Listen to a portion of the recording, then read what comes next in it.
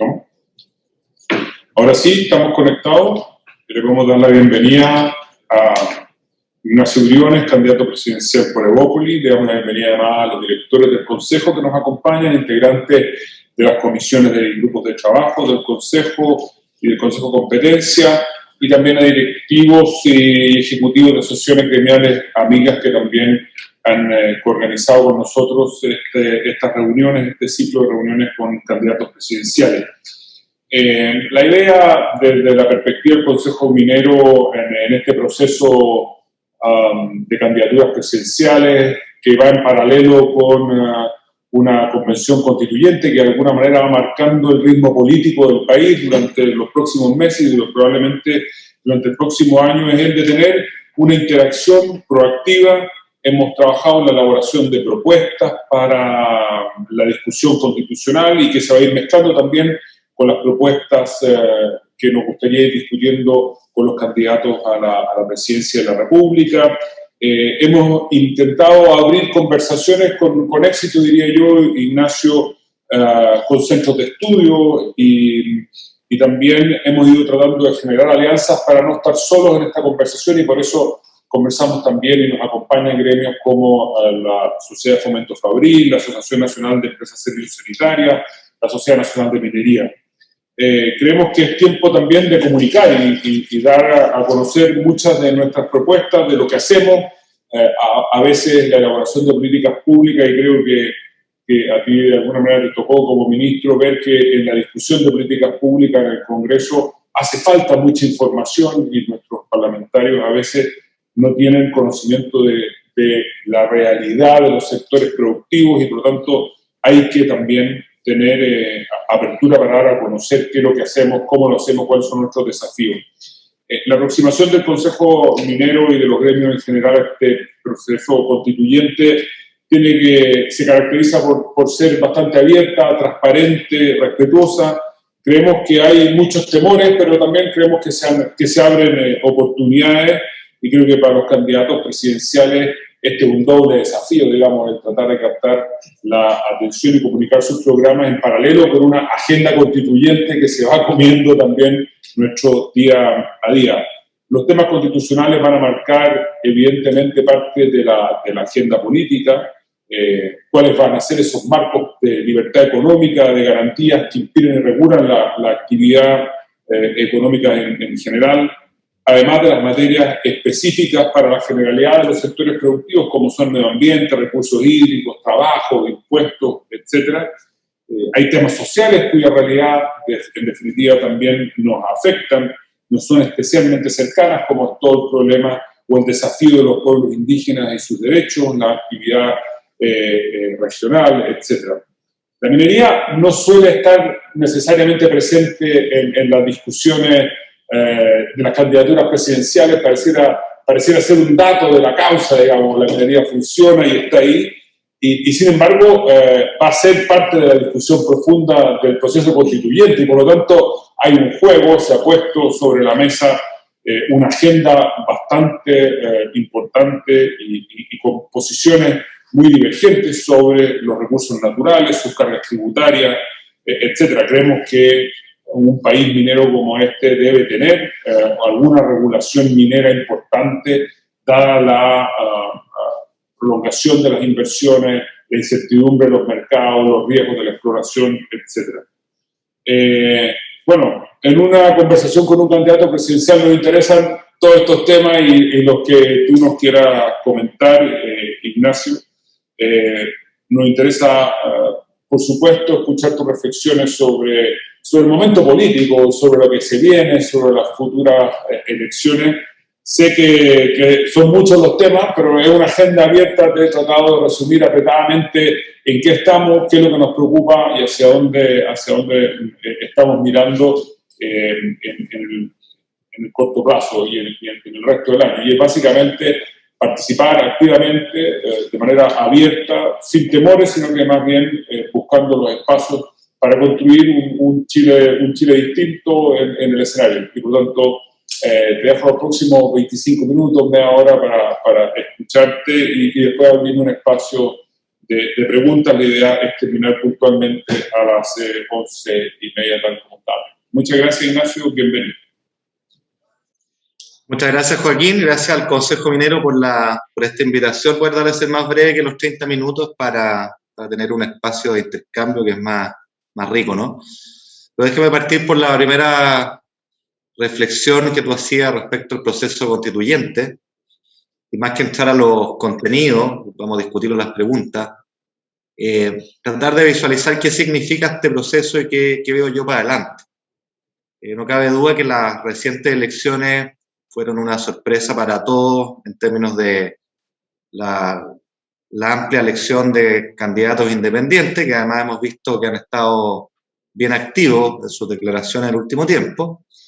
Y creo que esas declaraciones marcan un primer momento que vamos a tener en los próximos meses, que es un momento de harto ruido, de harto fuego cruzado, precisamente porque no hay una mirada compartida, al menos en ese grupo, respecto a qué es lo que significó el acuerdo del 15 de noviembre, es lo que ha estado en discusión. Porque hay algunos que plantean acá que la convención constituyente es el constituyente originario y que parte completamente de cero y puede desconocer cualquier acuerdo y cualquier regla propia de la institucionalidad democrática. Es básicamente eso lo que estaba en juego.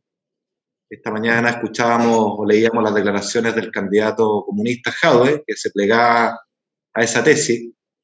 Y acá lo que está en discusión es, al final del día, es cuál es nuestra concepción sobre la democracia, porque la democracia se sustenta en reglas, se sustenta en la división de poderes, y la verdad que este clamor del constituyente originario que puede meterse en todo es difuminar aquello, y es difuminar la democracia. Así que creo que vamos a tener una tensión marcada en los próximos meses, porque esta tensión se va a traspasar a la generación del reglamento, que es fundamental para que la convención pueda funcionar. La verdad es que en el reglamento se juega buena parte del partido, porque define las reglas de funcionamiento. Esto es como en el partido de fútbol, las reglas y los incentivos de esas reglas determinan el resultado. Si vamos a tener un juego más agresivo, un juego más ratón, acá pasa lo mismo. Y por lo tanto vamos a tener ese ruido. Vamos a tener un segundo ruido, creo yo, asociado a los propios convencionales independientes, que por muy independientes que parezcan, hoy día pasan a ser políticos. Y se van a ir transformando en políticos. Y yo anticipo que se van a generar facciones, bloques, emergencias de liderazgo, que van a competir entre ellos, que se van a sacar los ojos. Y en definitiva esto va a cuajar, mi lectura, es que vamos a tener grupos dentro de este mundo independiente relativamente organizado. Y en ese momento que esto puede empezar a funcionar, porque el diálogo aquí no es bilateral, tiene que ser naturalmente entre bloques que busquen generar acuerdos en los temas constitucionales. Entonces, con todo ese ruido, yo creo que es importante tener claro que lo vamos a tener. Yo sigo siendo optimista que vamos a tener posibilidad de llegar a acuerdos y una constitución parecida a lo que uno espera que es una constitución. ¿Verdad? Una constitución las constituciones son relativamente breves, básicamente porque incluyen aquellos temas en que somos capaces de lograr grandes acuerdos y quedan fuera de las constituciones aquellos temas más de detalle, más de una agenda programática de izquierda o derecha, que es lo propio de la ley y no de la constitución y que van a quedar fuera. Por lo tanto, yo sigo pensando que nuestra nueva constitución va a ser más bien una constitución mínima, donde estén los esenciales constitucionales, cómo se distribuye el poder político y cómo se organiza, las libertades civiles, las libertades políticas, derecho de propiedad dentro de las libertades, naturalmente, la discusión de derechos sociales, ahí vamos a tener un tema, porque hay dos visiones que se enfrentan, la visión que nosotros sustentamos y horizontal, el Centro de Estudio Ligado a Evópolis hizo una pega de 1 año y medio con una propuesta, creo que es la más seria que he visto, tengo conflicto de interés naturalmente para decir lo que digo, pero muy sustantiva en términos de lo que se propone, y hay una visión de derechos sociales que son en línea con los países escandinavos, son orientaciones sociales de derechos, no son definiciones taxativas en la Constitución, porque naturalmente esto es contingente al momento y a los recursos, y cuando uno los deja en la Constitución, la verdad es que puede ser letra muerta cuando no un problema de judicialización de lo que es la política pública, que espero todos entendamos que no es lo que necesitamos. Entonces, ahí va a haber una discusión. Yo no veo que haya grandes cambios de enfoque respecto a la propiedad, incluyendo el tema de minería, los derechos mineros, los derechos de explotación. No veo cambios sustantivos ahí, puede que haya cambios en el margen, pero no veo un riesgo grande. ¿Ah? Y creo que es muy importante entender que por mucho que nos haya sorprendido esta votación, no hay ningún bloque que tenga mayoría. Por lo tanto, acá están obligados a conversar. ¿Ah? Y por eso que anticipo que esa conversación al principio va a ser ruidosa, va a ser con dimes y diretes, y ya lo hemos empezado a ver. ¿Ah? Van a aparecer aquellos que se autoarrogan la representación del pueblo, un acto de arrogancia y en un acto de desconocimiento y de ninguneo de quienes fuimos a votar en el plebiscito y que votamos recientemente y que votamos teniendo a la vista las reglas del juego que el acuerdo de noviembre estableció, incluyendo el más relevante de todos, que es el quórum de 2/3. Acá había un esfuerzo sistemático del Partido Comunista de desconocer ese acuerdo, no participaron en el acuerdo de noviembre, y a reglón seguido han impulsado en el Congreso una serie de iniciativas para remover este quórum de los 2/3 y llevar la mayoría simple. Lo que de nuevo señala, insisto, que la discusión última acá es cuál es la visión y el compromiso democrático que se tiene, porque todos sabemos que las constituciones en cualquier lugar del mundo son súper mayoritarias, porque están pensadas para estar de acuerdo en los grandes temas y dejándole el resto a la mayoría simple en la ley y para proteger a las minorías. Por lo tanto, cuando se plantea que acá hay que pasar máquina con 50+1, la verdad es que es una visión bien pobre de la democracia y bien peligrosa, la verdad. Así que yo creo que ahí vamos a tener una tensión, pero con todo me atrevo a decir que al final del proceso las fuerzas se van a ir rearticulando, va a cuajar y vamos a tener finalmente una nueva constitución razonable, no muy distinta a lo que uno le pide a una constitución, que son los grandes ejes, los grandes marcos. Y por último está el plebiscito de salida, que es de votación obligatoria, en que si se pasan de máquina, digamos, y proponen cosas que vayan contra lo que las personas plantean. Escuchaba hoy día un constituyente que decía no podemos permitir el retiro del 100% de los fondos porque los queremos estatizar.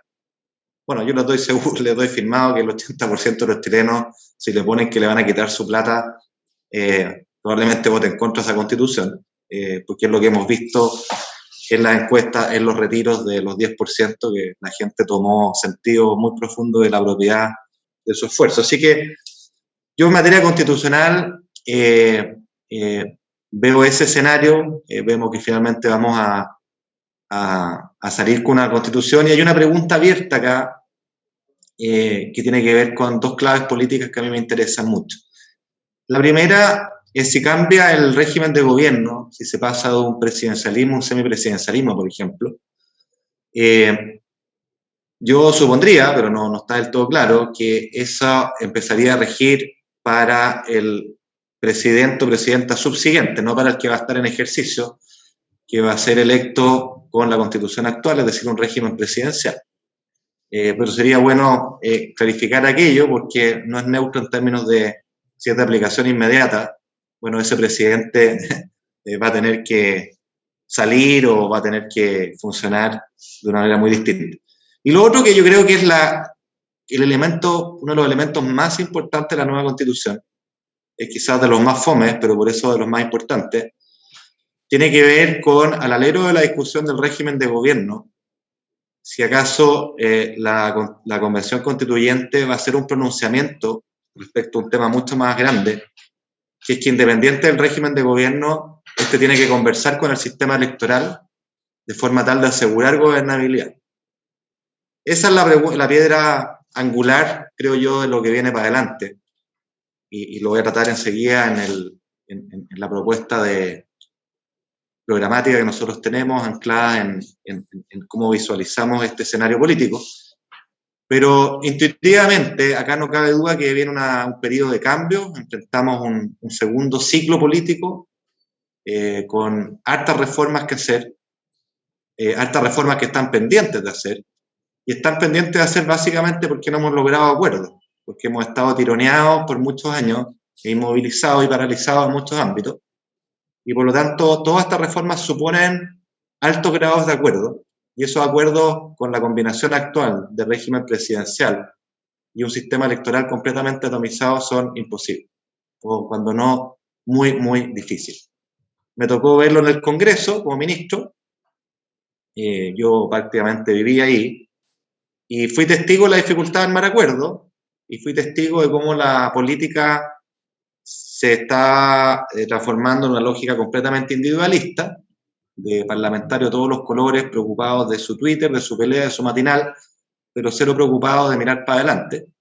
Y eso tiene que ver con nuestro sistema electoral, que es full atomizado, tremendamente atomizado, que genera incentivos o desincentivos más bien a lograr estos acuerdos, y que implica que cada búsqueda de acuerdo tiene que ser bilateral, uno a uno, en lugar de que con coaliciones políticas, que es lo que permite los acuerdos. Simple, que es lo que planteo si la nueva constitución, independiente de que mantenga el presidencialismo, un presidencialismo atenuado, señala una ruta, un mandato, una orientación, de que para ese sistema tenemos que tener un sistema electoral que le dé gobernabilidad a los futuros gobiernos, creo que tendremos una muy buena oportunidad para, a través de la vía legal, reformar el sistema electoral e imprimirle una mayor cuota de mayoritario, que es la única manera de generar bloques y generar acuerdos. Sin ese cambio, me temo que vamos a seguir tironeados por muchos años, sin grandes reformas y haciendo perpetuar esta tensión que hemos tenido. Así que lo dejo como tema, porque para mí es un tema central, es fundamental ir a un sistema electoral más mayoritario que termine con diputados o parlamentarios de 1, 2 y hasta 5%, pero sobre todo que incentive la formación de bloques. Eso respecto a la Constitución, Joaquín, estimados, y yo quisiera plantearles enseguida cuál es lo que anima esta candidatura, cuál es la visión en la cual se sustenta y algunos ejes programáticos que está detrás. Desde lo político, nosotros partimos de la base, y así partió esto, de que el ciclo político que conocíamos se terminó, y creo que quedó meridianamente claro en las últimas elecciones. Creo que los partidos tradicionales van a tener una reformulación profunda, porque si no van a desaparecer, así de corto, así de simple. Ese va a ser un desafío de estructuración lento y difícil. Y todo esto va a dar lugar a nuevas coaliciones, me parece a mí. No vamos a seguir con las coaliciones tradicionales. A quien piense que el próximo presidente o presidenta va a seguir en la lógica de Chile Vamos o en la lógica de la ex nueva mayoría, creo que está profundamente equivocado. Acá se van a abrir espacios para acercar nuevos actores, para generar nuevos diálogos, para abrir la cancha, por la sencilla razón de que ningún conglomerado, si queda algo de eso, se la puede solo para enfrentar este nuevo ciclo. Esa es la primera consideración. Y por eso que esta candidatura se plantea dentro de Chile Vamos en una lógica de abrir la cancha, de apelar al centro, de convocar a gente, a actores que jamás hubieran estado acá, pero que entienden que enfrentamos un nuevo ciclo. Y que de alguna manera la pregunta relativa a la elección del próximo presidente o de los candidatos de las primarias va a ser no tanto sobre lo programático, que siempre es muy relevante, por cierto, sino por quién tiene mayor capacidad de articular ese diálogo, quién tiene el liderazgo, quién tiene la convicción y quién tiene la capacidad de dialogar de forma tal de ampliar esa cancha y permitir gobernabilidad en los 4 años que siguen. Los 4 años que siguen van a ser un periodo bien extraordinario, bien inédito. Yo siempre digo, guardando todas las proporciones, parecido, aunque distinto en otro plano, a lo que le tocó al presidente Elwin, luego de la dictadura, que administrar la transición, administrar esa tensión y al mismo tiempo señalar una visión de futuro, una hoja de ruta hacia la cual el país debía ir moviéndose en el tiempo.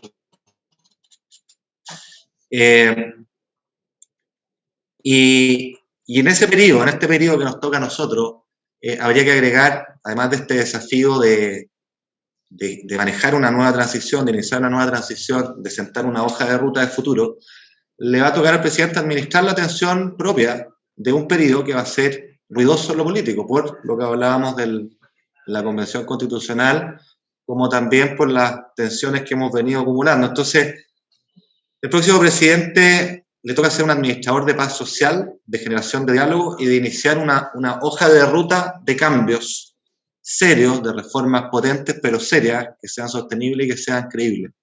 Eso es como yo veo lo que sigue, y déjenme a partir de ahí plantear algunos énfasis de nuestro programa, sin entrar al detalle, por cierto.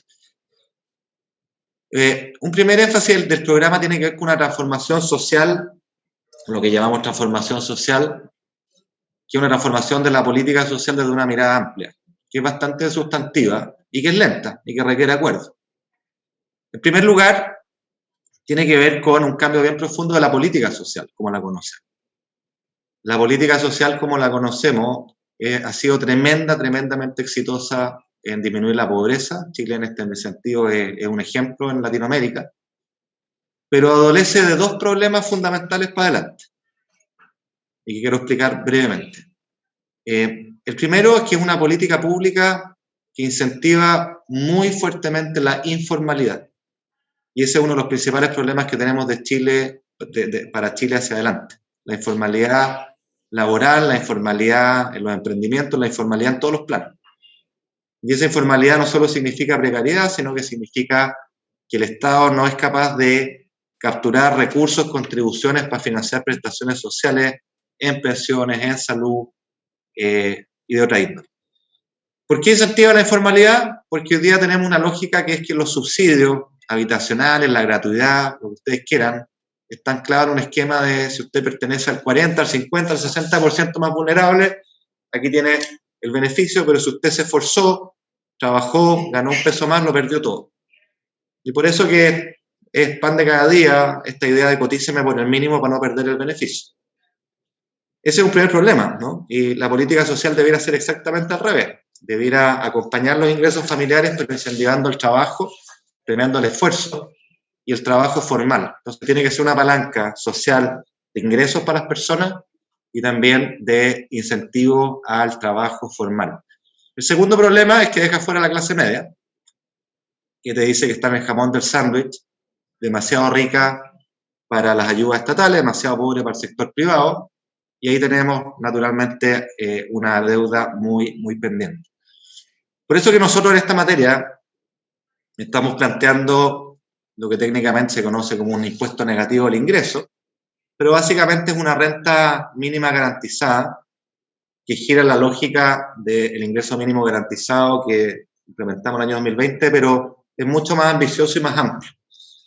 ¿Qué es lo que estamos diciendo acá? Estamos diciendo básicamente que para una persona que gana el sueldo mínimo hoy día en Chile, 265.000 pesos líquidos, esa persona va a tener un ingreso líquido de 400.000 pesos. La diferencia no se le carga la mano a la pyme, donde se concentran 3 de cada 4 personas que reciben el mínimo, sino que una transferencia directa al Estado, ¿ya? De ahí la idea de impuesto negativo.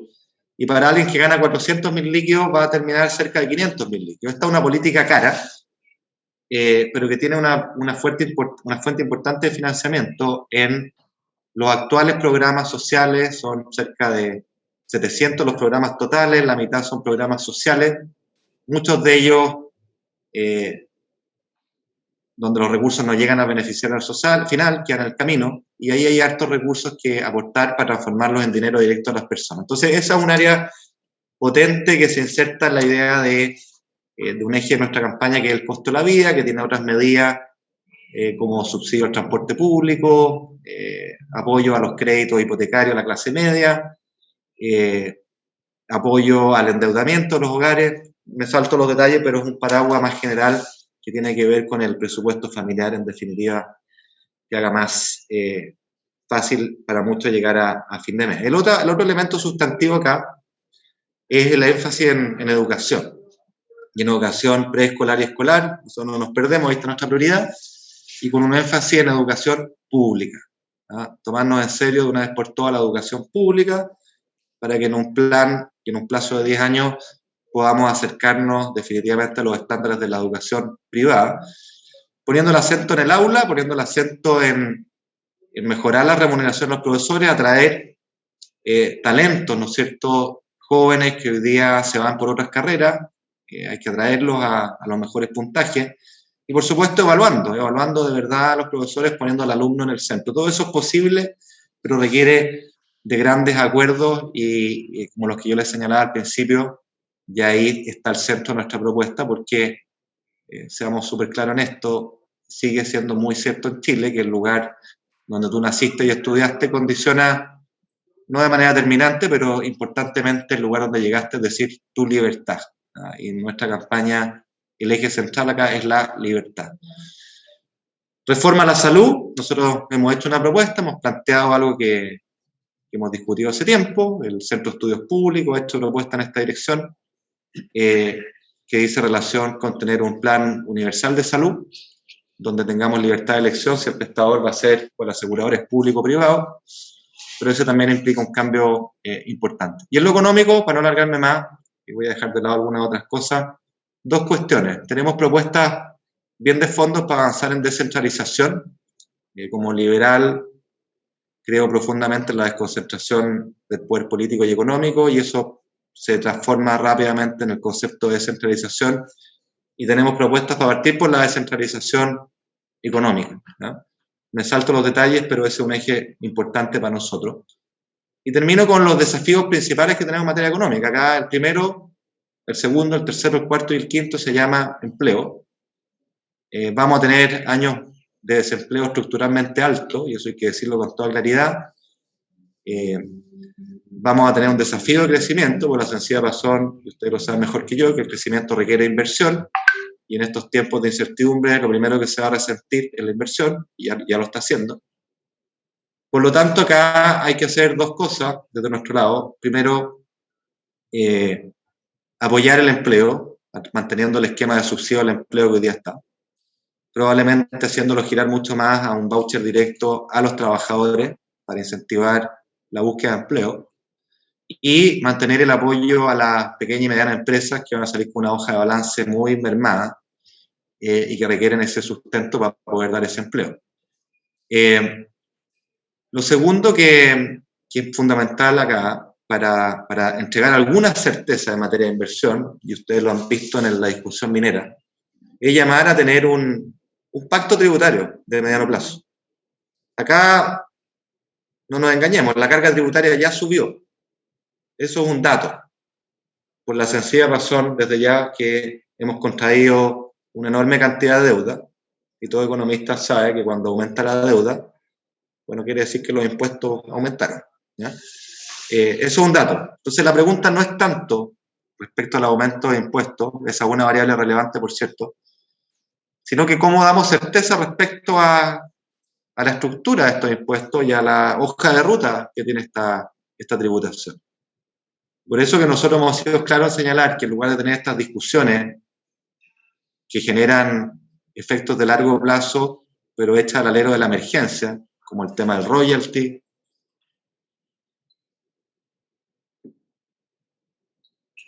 todos los temas arriba de la mesa, discutirlos en serio y generar un marco que dé certeza de mediano plazo.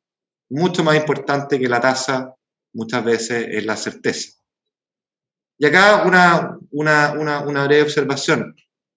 Cuando la izquierda acá habla de subir impuestos, no es lo mismo que subir carga tributaria. Y yo pregunto, ¿qué impuestos vamos a subir? Porque el impuesto corporativo en Chile es alto. El impuesto máximo a las personas está en línea con los países desarrollados y el IVA es alto. Entonces, ¿cuál vamos a subir? ¿No deberíamos partir por recaudar lo que tenemos que recaudar, eliminando exenciones que no se justifican y combatiendo la evasión? Porque acá, seamos súper sinceros, nuestra tasa, carga tributaria en el papel no es distinta a la de Nueva Zelanda. Es una estructura bien parecida. Pero ellos recaudan 9 puntos más que nosotros del PIB. ¿Por qué será? Por 3 razones. Porque hay menos exenciones, no hay, prácticamente. Porque hay menos evasión. y porque además hay menos informalidad, ¿ya? Entonces ahí es donde hay que entrarle, me parece a mí. Recaudar más, sí, pero no caer en la solución facilista simplemente subir más impuestos, que le cargan la mano a los que pagan impuestos y no se hace cargo de quienes hoy día pagan menos o no pagan impuestos. Eso, como elemento clave para generar inversión en lo que sigue, ¿no? Así que bueno, yo me he extendido demasiado, quiero dejarlo ahí y tener espacio para sus preguntas naturalmente. Y un comentario, aprovechando que estoy en el Consejo Minero, porque Joaquín lo dijo, acá se ha instalado esta falsa dicotomía, creo yo, de si vamos a seguir un modelo extractivista de recursos naturales, donde poco menos que hay que cerrar las minas, o no. Y yo quiero decirlo firme y claro. Yo quiero en que nosotros necesitamos más minería, no menos. Más. Mucha más. Y mejor. Más sustentable, más limpia, más validada por la ciudadanía. Pero es completamente absurdo renunciar a la riqueza, a los recursos naturales que tenemos. Ese debería ser el tema de fondo. ¿Discutamos tributos? Sí. ¿Subamos la recaudación? Sí, pero asegurando que tengamos más minería y no menos. Y hay otras acciones que tomar. Nosotros hemos planteado el tema de las patentes mineras. Yo creo que hay que discutir su estructura para dar incentivo que haya más minería y no menos. Y cómo nos enganchamos acá también con el tema energético, donde Chile ha hecho una muy buena pega como política de Estado, incluyendo la que ha impulsado el ministro Llobet. Así que nada, decirle eso es algo que creo que ustedes tienen un rol que hacer, que mostrar. Acá la gente se imagina que el cobre como que sale de debajo de las piedras, y creo que como país, yo que estuve en CODEL con el directorio, se ha mostrado poco el nivel de sofisticación, de tecnologización y de valor agregado que hay en la minería. Hay que combatir esa idea porque estoy convencido que necesitamos más y mejor minería, no menos. Gracias, Joaquín, y a todos.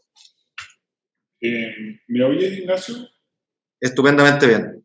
Bien, oye, muchas gracias, felicitaciones por tu exposición, la claridad y los pilares de tu programa. Me parece que hay un orden y una coherencia bien admirable que no se ve en todos los candidatos. Así que muy bien, creo que la pega de fondo se ha hecho y bueno, queda patear el territorio todavía y pasar las pruebas que vienen. Yo quiero hacernos cargo un poco de las preguntas que han ido surgiendo de todas las personas que nos acompañan, pero quisiera hacer solo una puntualización. Uno, me alegra oír tu optimismo respecto al desempeño de la Convención Constituyente. La verdad es que estamos un poquito mareados por las declaraciones del principio y es verdad que uno espera un par de meses un poco desarreglado, digamos, en que hay muchas declaraciones rimbombantes. Y me alegra saber que alguien que está metido en la política hace tiempo y que le lleva el pulso a la política de cerca tenga un cierto optimismo que se van a lograr acuerdos y vamos a tener una constitución razonable. Hay un tema que tiene que ver un poquito con esto con algunos de los pilares que mencionaste, entre mejorar la recaudación, evitar la evasión, mejorar la educación pública, redirigir de alguna manera una serie de programas sociales donde se pierde mucha plata en el camino para ir de alguna manera, subsidios más directos a las personas más necesitadas. Parece que el paraguas de todo eso se llamara como modernización del Estado. Yo creo que es un grito casi de la garganta más profunda de los chilenos. Hay que, más que seguir pegándole manotazos, digamos, al impuesto, etcétera, probablemente parte importante de la ecuación pasa por la modernización del Estado. Y tú estuviste además en el gobierno, por lo tanto lo viviste, le tomaste el pulso muy de cerca. En 4 años que hay que gobernar, que te tocaría, por lo menos, si se respetaran ese periodo constitucional, al próximo presidente, digamos. ¿Qué harías de modernización del Estado en concreto? ¿Dónde crees tú que se puede marcar una diferencia en un periodo breve de 4 años, donde se sienta de verdad que hay un Estado que está más al servicio de los ciudadanos y no al revés? Sí, no lo mencioné en horas del tiempo, pero para mí siempre ha sido un tema central. He estado en este tema hace muchos años y además me tocó verlo en primera línea como ministro. Mira, lo primero que hay que decir respecto... A ver, déjenme rebobinar. Este es como el típico ejemplo que nuevamente ilustra y este es mi diagnóstico, y esta es la motivación última de esta candidatura, de que estamos bloqueados en demasiadas cosas. ¿Por qué no hemos avanzado en pensiones si sabemos hace 15 años esta cuestión? Estamos bloqueados, estamos tironeados. ¿Por qué no se avanza en esa vacuna? Por lo mismo. ¿Y por qué no se avanza en modernización del Estado? Por lo mismo. Estamos capturados, llenos de grupos de presión. Y la gracia que tiene este momento, dentro de todas las incertidumbres y los riesgos, es que de verdad da la oportunidad de golpear la mesa, decir las cuestiones como son, porque están todos los actores con los flaps abajo. Aquellos que bloqueaban los cambios están con los flaps abajo. Y la ANEF no es la excepción. La ANEF es la que bloquea el cambio, la reforma del Estado. Digámoslo con toda claridad. Y hay que atreverse a enfrentar. Siempre en el pasado, no, es que este no es el momento, porque nos vamos a comprar un paro. Es el momento de hacerlo. ¿Ya? Y no se trata de irse al combo a la patada, pero sí señalarlo con claridad y buscar entendimiento, pero si no, avanzar. Porque, ¿qué es lo que haría yo? ¿Cuáles son las prioridades? 3 acciones bien concretas en modernización del Estado. No les voy a contar nada nuevo. Lo primero, el sello. Acá el ciudadano al centro. Cuando digo que los flaps están abajo, lo digo porque cuando uno mira los diálogos, Conversemos de Chile, de la Católica y la Chile, o mira la encuesta del Consejo para la Transparencia, que no son entes del Estado o del gobierno, te dicen que 8 de cada 10 chilenos se sienten maltratados o discriminados por el Estado. O que un alto porcentaje ve que el Estado está al servicio de los funcionarios o de los políticos y no de las personas. Entonces hay que dar vuelta a la ecuación. Ciudadano al centro. Y ciudadano al centro significa empezar a escuchar al ciudadano. Entonces, una propuesta súper sencilla y súper concreta. Todo servicio público que atienda público tiene una encuesta de satisfacción a usuario, donde el usuario, el ciudadano, exprese su voz, y eso tiene consecuencias en la forma en que funciona el servicio y su funcionario.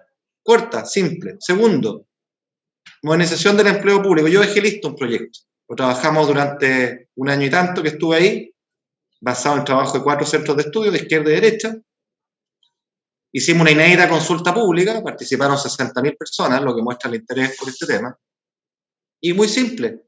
Dice, Honorario contrata un nuevo contrato, un nuevo esquema de contrato indefinido con indemnización, con admisión en base a criterios de competencia o de mérito, progresión bajo la misma línea y movilidad horizontal. No es cambiar, no hace una revolución, pero eso te mueve la aguja completamente. Hoy día el problema es que los incentivos dentro del Estado a innovar, a mejorar, a atender bien a las personas son muy rebajos, dependemos de la buena voluntad de los funcionarios, que hay unos muy, muy buenos y camiseteados, pero la naturaleza humana es la naturaleza humana, y la verdad es que cargamos, y esto es lo paradojal, la ANEF defiende el último resabio de la dictadura. Esto fue la ley de base de administración del Estado, viene de ahí, y tiene una lógica militar, jerárquica, rígida, ¿no? Que no conversa con el siglo XXI. Así que empleo en el Estado, claro, y el tercer eje son datos en el Estado. Nosotros en esta crisis, yo lo sufrí como el que más, mostramos las falencias enormes que tenemos en materia de datos. Desde ya no teníamos un registro social de hogares con información actualizada de las personas y nos demoramos meses en poder actualizar los nuevos registros sociales de hogares ante una emergencia. Pero ese problema se plantea en todo orden de cosas y yo siempre lo ilustro con lo siguiente. Hoy día en Chile no hay nadie, desafío el que me diga, ¿cuántos empleados públicos hay en nuestro país? Con exactitud, no un número estimado, exacto. Nadie. No se sabe. Y parte de la razón es que tampoco sabemos, hasta fines del año pasado no teníamos la nómina de los empleados municipales. La nómina. ¿Se imagina usted una empresa que no tenga la nómina de sus empleados? La metí de contrabando por ley, para que a partir de este año estuviera. Entonces tenemos falencias grandes y la política pública se construye con datos. Y las respuestas rápidas son con datos y el siglo XXI es de datos. Entonces ahí hay un eje muy, muy relevante para avanzar por aquí. Gracias. Queríamos recordarle a nuestros amigos que pueden hacer sus preguntas por la sección preguntas y respuestas. Ignacio, yo creo que, bueno, lo que tú recuerdas, nosotros estuvimos como hace un mes con Horizontal, estuvimos con Sebastián Izquierdo y José Manuel Astorga, y efectivamente en la conversación quedamos muy bien impresionados porque era uno de los centros de estudio que tenía propuestas más concretas en un momento bastante preliminar que otros centros de estudio recién estaban organizándose para hacerlo. Así que queríamos recomendarle a nuestros amigos que está disponible la grabación de esa conversación que tuvimos, así que les sugerimos volverla a visitar. Ignacio, hay una pregunta que tiende a repetirse, que es la siguiente. Desde tu punto de vista, y concentrándonos en el tema más bien económico de la Constitución, económico y también su entorno, me refiero al tema laboral, el tema de recursos naturales, de agua, del ambiente, obviamente no son solo temas económicos, pero están dentro del entorno de los negocios. Queríamos preguntarte cuáles son los temas desde el punto de vista económico que tú esperas que cambien, no porque tú quieras, sino que tú esperas que la voluntad popular va a hacer cambios en la nueva Constitución respecto de la que hoy tenemos. Puede ser temas de tamaño del Estado, de gasto, de libertad para hacer negocios, etc. Me interesaría ver cómo ves tú esos cambios fundamentales que habrían en materia económica en una nueva Constitución, independientemente de que te gusten o no, digamos, pero que son previsibles. Sí. Mira, yo creo que van a haber cambios en los temas de esta Constitución. Tiene la oportunidad de tomar temas del siglo XXI. En materia medioambiental, evidentemente, que la Constitución va a ser, creo yo, mucho más, va a ser un esfuerzo mayor y más explícito, un debate más intenso respecto al tema medioambiental, ¿ah? De cómo hacemos compatible el desarrollo económico con la sostenibilidad ambiental. Creo que ahí va a haber un debate de fondo. Pero que de nuevo, insisto, debieran marcarse dentro de estas orientaciones, ¿no? Porque eso es lo que hacen las constituciones, no de poner una fórmula taxativa que determine criterios específicos. Eso no va a ocurrir porque sencillamente no, quizá hay algunos que lo impulsen, pero no va a haber acuerdo para eso, porque eso es lo propio de la ley. Entonces yo creo que va a haber un marco orientador, igual que en el tema de agua. Sabemos que este va a ser un tema. Ahora, yo no sé, no anticipo grandes cambios en el enfoque si uno piensa que hoy día todos estos son bienes nacionales de uso público, donde el consumo humano está garantizado, y después viene la cuestión de cómo tú lo enforzas, y eso es la política pública, ¿no? Y el resorte de la política pública. Pero yo de verdad me cuesta imaginar que haya así como cambios que digan ya no va a haber más derechos de agua, porque la verdad es que las constituciones también construyen sobre lo que existe. Puede haber orientaciones respecto a la reformulación de derechos de agua, ya está una discusión que hemos tenido en el último tiempo desde el punto de vista legislativo, de si son o no a perpetuidad, o si son por un tiempo de 30 años, lo que fuere. Yo creo que ahí puede haber discusión, pero me cuesta honestamente ver que haya cambios respecto a este derecho de uso, este derecho de propiedad o derecho de agua más simplemente que hoy día tenemos, porque nuestra economía está estructurada así, ¿no? Puede que haya orientaciones del tipo, estoy pensando acá en la minería, que cuando tú hagas una planta desaladora, ¿no es cierto?, que bombea agua hacia el cerro, bueno, que te planteen que haya una parte de esa agua que tenga que nutrir a las comunidades por las que atraviesa, ¿no?, para el consumo humano. Cuestiones de ese tipo, pero no veo cambios de verdad muy, muy significativos. Incluso hemos discutido el tema del rol económico del Estado, el famoso principio de subsidiariedad, que en realidad cada cual lo interpreta para su lado, donde yo diría que la Constitución, más que delimitar por la vía constitucional si el Estado que tiene una AFP, un banco, yo dejaría eso reservado a la ley, lo sacaría de ahí, que sea la ley que decida. Creo que ahí puede haber un cambio también en el enfoque de subsidiariedad que hoy día tenemos. Y por último, lo que yo ya les señalé, el enfoque de derechos sociales, eso directo o indirectamente va de la mano lo económico, donde nuevamente creo que lo que debiera primar son orientaciones de derechos como las que existen en Noruega, entre otros países escandinavos o en Suiza, más que cuestiones taxativas. Y no creo, Joaquín, que el tema de los impuestos vaya a estar en la Constitución. No tiene nada que hacer en la Constitución. Los impuestos son leyes, es parte de la política pública. Acá no podemos confundir lo que es una Constitución y lo que es una ley. Por eso que vuelvo al comentario del Partido Comunista, cuando nos dicen que la Constitución tiene que ser por mayoría simple, los acuerdos. Pero la verdad es que uno se pregunta qué es lo que es la diferencia de la ley. ninguna cosa. Gracias, Ignacio. Hay un tema que también se ha planteado en otras ocasiones, en nuestras conversaciones, y es que, como tú sabes, tradicionalmente las constituciones chilenas han sido elaboradas más bien a nivel central, y obviamente no ha habido participación de pueblos indígenas. Claramente esos dos elementos, el elemento regional y el elemento indígena, sí van a ser protagónicos en esta versión nueva, digamos. Entonces, ¿cómo ves tú esa participación? ¿Qué rol deberían jugar las regiones y los pueblos indígenas en la Constitución? ¿Hacia qué normas deberían ampliarse? ¿Cuál es el grado de reconocimiento y de derechos que se deberían conceder a los pueblos indígenas? Y en general, que te pudiera explayar un poco sobre estos dos conceptos, porque todos los gremios que estamos aquí son gremios que tienen harta extensión territorial, por decirlo de alguna forma, y el tema región y el tema pueblos indígenas para todos nosotros es sumamente relevante. Sí. Respecto a la descentralización, yo creo que una gran noticia, que en esta nueva constitución, por supuesto, hay constituyentes de muchas regiones, que se instale el tema de descentralizar de verdad.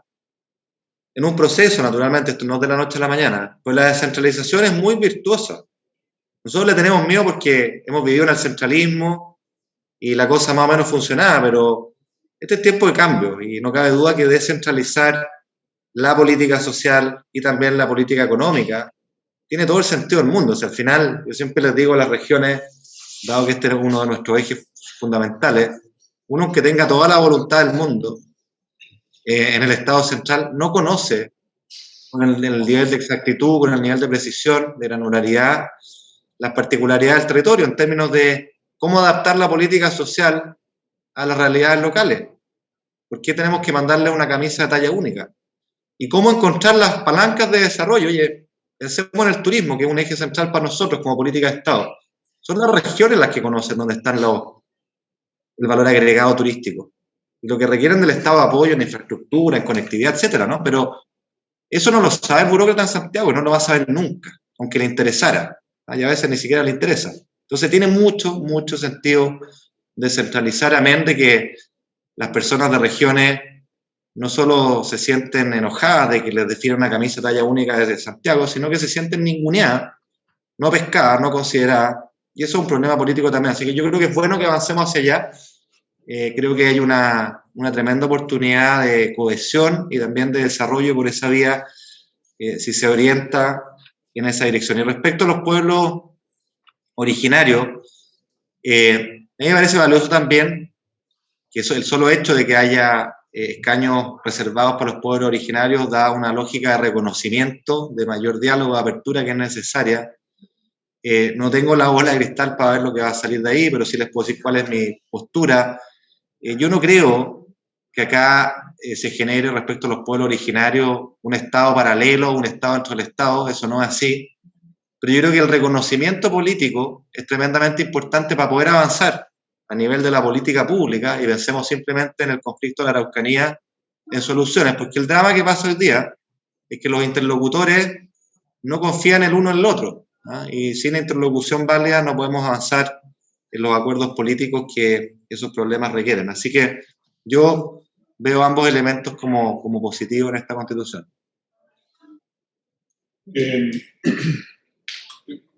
Voy a variarte un poco la melodía y ir a un tema más político, y es ¿cómo ves las elecciones parlamentarias que se vienen a fin de año? Porque vamos a tener son como dos preguntas en una. Lo primero, vamos a tener una convención constituyente funcionando el próximo año o más. En paralelo tenemos un Congreso funcionando que ya vemos que empieza a tener casi conflictos de competencia, digamos, donde uno empieza a meterse en el territorio del otro, etc. Y luego vamos a tener un nuevo Congreso que se tiene que hacer cargo de lo que decida esta convención constituyente. Por lo tanto, lo primero es ver cómo miras la conversación Congreso-Convención durante este periodo. Ya hemos visto a la presidenta del Senado pegando una primera tirada de rienda, digamos, a un grupo de constituyentes. Y lo segundo, ¿cómo avisoras la composición de ese nuevo Congreso? ¿Va a repetirse un poco, crees tú, la composición que tenemos en la Convención Constituyente, o se van a a repetir un poco lo que tenemos hoy día en el Congreso. Sí, son muy buenas preguntas. Yo veo que el Congreso va a mantener una tensión con la Convención Constituyente, porque el Congreso que tenemos hoy día, y también el que vamos a tener mañana, va a ser elegida bajo esta regla del sistema electoral atomizado que yo les decía, que genera tremendos incentivos al protagonismo a corto plazo, al efectismo, al populismo muchas veces, a la venta de humo, incluso a saltarse las reglas, que es lo que hemos estado viendo. Y la convención va a ser la niña bonita de la fiesta. Se va a llevar la atracción. Entonces, esa competencia, creo yo, va a generar que los congresistas redoblen sus esfuerzos por notoriedad y por promover cosas extrañas, muchas veces, y espero que no saltándose las reglas como ha venido ocurriendo, porque eso es fatal. Entonces yo creo que va a ser rara, va a ser una coexistencia extraña, ¿eh? Y por eso que yo marcaba bien al principio que el tema de fondo, el tema de futuro, es poder cambiar el sistema electoral no para esta elección, porque ya fue, sino que para la que sigue, ¿eh? Luego, creo que hay un riesgo en estos meses que siguen, y también en el próximo Congreso electo, de que los congresistas sigan jugando con las reglas. Y creo que eso ha sido fatal, y es hacerle el juego a los no demócratas, porque las democracias son reglas. Las democracias están hechas para separar los poderes, no para invadir, para que un poder invada al otro. Y la democracia está hecha y esas reglas están hechas para proteger a los más débiles. Cuando no hay reglas, gana el más fuerte nomás. Yo creo que esa tensión la vamos a tener. Y es bueno tener a la vista que la vamos a tener, ¿ya? Ustedes la han experimentado, digamos, y por eso que el rol de contención del próximo presidente es importante. Digo, de contención, no de anulación completa de esta tensión, de contención, de capacidad de generar un entorno de relativa paz social con algunas reformas emblemáticas que marquen un cambio de rumbo en la línea que yo les señalaba. Y eso requiere, por supuesto, me parece obvio lo que voy a decir, ¿no? Pero un convencimiento del futuro presidente o presidenta de que las reglas hay que respetarlas. Y eso es exactamente lo que no hemos visto en varios candidatos. O sea, eso es como condición necesaria. ¿Creo en las reglas o no creo en las reglas? Y de hecho las reglas se prueban cuando me afectan, cuando van contra mí. Ahí es donde se prueba si creo o no en las reglas. Por lo tanto, mucha convicción ahí para poder generar un diálogo anclado en esa convicción. Y la composición del Congreso, mira, un misterio. Y el misterio depende de esta idea, que incluso ha sido secundario, no sé si lo sigue haciendo por un candidato de Chile Vamos, Mario Desbordes, como de darles igualdad de condiciones para competir a los independientes en la parlamentaria. Eso es un error fatal. Si la democracia se sustenta en partidos, los partidos tienen una razón de ser. No es proteger el interés de los políticos. Necesitamos una mejor política, sin duda, con mejores políticos también, pero sin partido no hay democracia. Y veamos, eso es Perú. Con un Congreso puro e independiente, cerremos por fuera, digamos, porque no vamos a generar nunca acuerdos, ¿ya? Es muy distinto el rol de la Convención Constitucional, donde hay independientes, es una pura vez, es regiones, descentralización, son distintos grupos de interés, que el Congreso, que tiene que ser eco de una democracia representativa, y esa democracia representativa es intermediada por partidos institucionalizados y no por figuras independientes o caudillos que, insisto, nos llevan rápidamente al desastre político que hay en Perú. Ignacio, tenemos una última pregunta. La visión moderna del Estado que tú planteas, a la cual debemos avanzar, la modernización y todo eso, implica tener un capital humano que sea calificado para todo eso. Entonces, queríamos preguntarte tu visión. Yo creo que es más dentro del tema del plan de gobierno que de constitución, pero ¿qué iniciativas públicas deberían llevarse adelante para que ese capital humano esté más calificado, que haya una mayor cercanía con la productividad, con la empresa, y que realmente realmente podamos hacer funcionar ese Estado y esa economía más moderna y más dinámica. Más que capital humano, porque en el sector público hay muy buenos profesionales, ¿eh? Hay gente buena. Hay otra gente que no es buena, como en todo. Efecto que se exacerba porque en el Estado sigue siendo muy cierto que la pitutocracia existe, ¿eh? Y los cargos para entrar, por mucho concurso, a veces se selecciona al amigo político, y para qué decir la progresión en el Estado. Entonces, yo creo que acá la respuesta, más que capacitar más, hay que asegurarse de tener un Estado anclado en el mérito, en una selección ciega, en sacar de cuajo a los operadores. Eso yo sé que suena bien y es difícil hacer, sí, es difícil hacer, pero hay que tener voluntad y decisión de hacerlo. A mí me indigna francamente, porque al final los recursos son escasos y tú tienes muchas personas que están ahí no por competencia, sino que porque son apadrinados de... Eso tranca la pelota, se transforma en agentes políticos y no profesionales, y eso hay que extirparlo de cuajo y dar señales muy concretas. Yo no me pierdo un solo segundo en esa materia, aunque me cueste todos los problemas del mundo. Nadie plantea que los partidos políticos que gobiernan no traigan personas al Estado. Lo que se plantea es que esas personas lleguen con el gobierno y se vayan con el gobierno, no que se enquisten en el Estado. Así que, a tu pregunta, creo que la clave es dar más flexibilidad al Estado, de forma tal de generar los incentivos a que las mejores personas estén y que se conecten, como tú dices, con el mundo privado, pero sobre todo con el ciudadano. Si el drama del servicio del Estado está con el ciudadano, está con la pyme, que tiene que tener un peregrinar de más de un año, muchas veces va a sacar todos los permisos. Entonces, invirtamos el precio de la prueba. Nosotros estamos diciendo, oye, plazo legal vencido, silencio positivo, se da por aprobado el permiso. Chao. Pongamos el peso de la prueba al funcionario. Si esa es su pega, no le está haciendo un favor a nadie. Para eso está. Y para eso tiene condiciones bien excepcionales relativas al resto de los chilenos, está muy bien, pero que se oriente al mundo civil, al mundo empresarial cuando corresponda dar un buen servicio. Eso es lo que corresponde al Estado. Ignacio, para ser puntuales, hemos llegado al final de nuestra conversación. Quiero, en el nombre del Consejo Minero y de los demás gremios amigos que nos acompañan, darte las gracias, muchísimas gracias, darte mucho ánimo, queda todavía una larga caminata, digamos, literalmente. Espero que te vaya muy bien y mucho éxito. Te agradezco muchísimo el tiempo y esta muy entretenida y buena conversación. Quiero además aprovechar para recordarle a quienes nos acompañan que este ciclo de conversaciones con candidatos presidenciales continúa la próxima semana. El martes 15 a las 4 de la tarde tenemos invitado a José Antonio Kast y el jueves 17 a las 11 de la mañana a Daniel Jadwe. Te reitero mi agradecimiento, Ignacio, mucho éxito, ánimo, fuerza, que te vaya muy bien.